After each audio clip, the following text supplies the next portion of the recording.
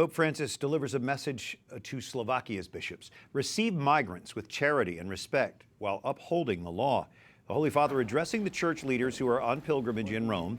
He expresses appreciation for what the bishops are doing to support the family, which the Pope says is subject to many dangers.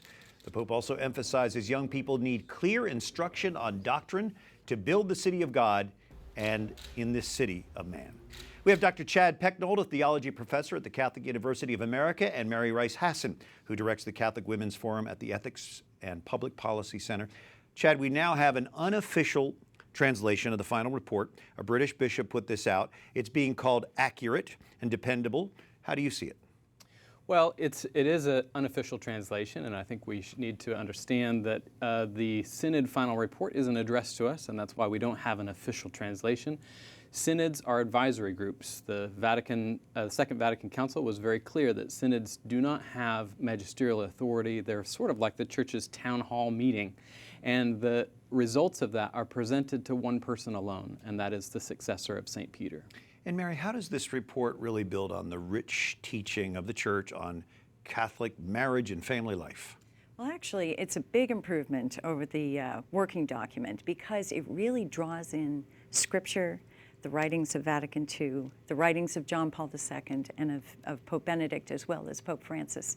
And it's important to understand kind of the structure. What the bishops, the Synod Fathers did was the first part of the document kind of looks at the landscape. What's the reality of families' lives? And then from there, it's as if they're saying, okay, what now? Some of this looks kind of dark and difficult. And so they say, we've got a compass, and that compass is Jesus Christ. He's the way, the truth, and the life. And so it just goes from there and weaves in Scripture, tradition, and we see the richness of the Church's teaching. I can't wait to read the whole thing. There are 3 paragraphs. They're kind of vague. They're concerning to some people that the Church may be looking at changing doctrine on marriage.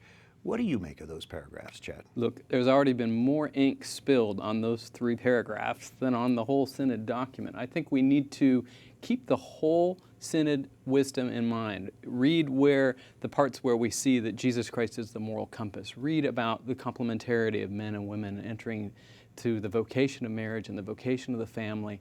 These are the clear passages which we use to interpret the ambiguous and obscure ones, and that is what the Holy Father will do as he receives this wisdom from his brother bishops. A quick look at the documents that have been leaked from the Vatican. What do you have to say about that?